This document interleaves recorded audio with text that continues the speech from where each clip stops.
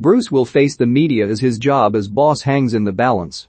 Steve Bruce will face the media on Friday afternoon, where he will be questioned over his Newcastle future, ahead of the club's first game under the new Saudi owners. Sportsmail understands Bruce will be sacked before Sunday's Premier League clash with Tottenham, with Lucien Favre and Rangers boss Steven Gerrard among those linked with succeeding him. However, the club issued an operations notice on Thursday to say that Bruce would attend a media briefing on Friday afternoon.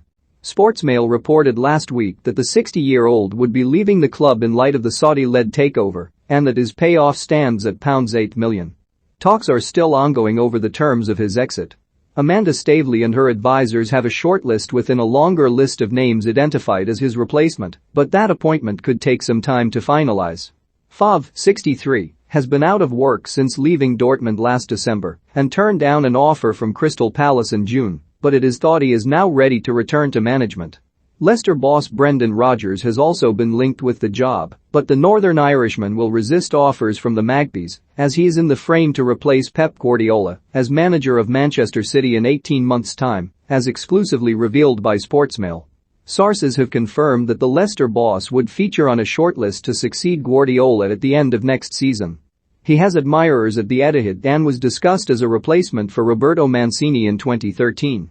However, there is a feeling that making a move for a rival top-flight boss would be politically disruptive at this stage of their ownership, even though some have said he is the best man for the role. Rodgers won the FA Cup last season, but is said to have one or two grumbles over decisions at Leicester, specifically regarding recruitment. Sportsmail also understands his wife is keen to return to the Northwest. Assistant head coach Graham Jones is set to be put in temporary charge for the sell-out clash with Spurs live on television. Sources say the new owners have realized that to leave Bruce in place for Sunday's game risks spoiling what promises to be a jubilant atmosphere.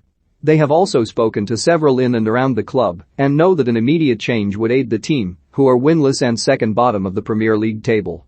The players returned to training this morning after 3 days off, and Staveley is preparing to visit the club's training ground for the first time this week. Her priority, though, is identifying key appointments in positions such as chief executive and sporting director, as well as manager. Then can they press ahead with solid recruitment plans for the January transfer window?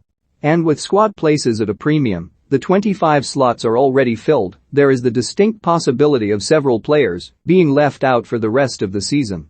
That prospect could well incentivize some to up their performances before the new year. The Magpies have reportedly been in regular contact with Timo Werner's agent over a January move, according to reports in Germany.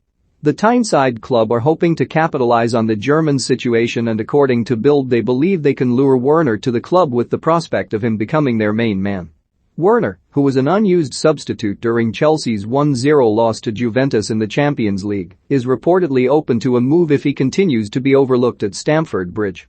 The club are also reportedly eyeing up Luis Campos for their new sporting director role. Sky Sports report that one of the first big moves they want to make is to bring in Campos as sporting director, following his impressive spells in France with both Monaco and Lille. He turned both of those sides into League One title winners and also has an impressive track record of bringing through young talent and selling it on for a mega profit. Campos fits the bill given his previous experience, bringing through the likes of Kylian Mbappé, Anthony Martial, Thomas Lemar, Bernardo Silva and Fabinho at Monaco, before making over £500 million in profit from their sales.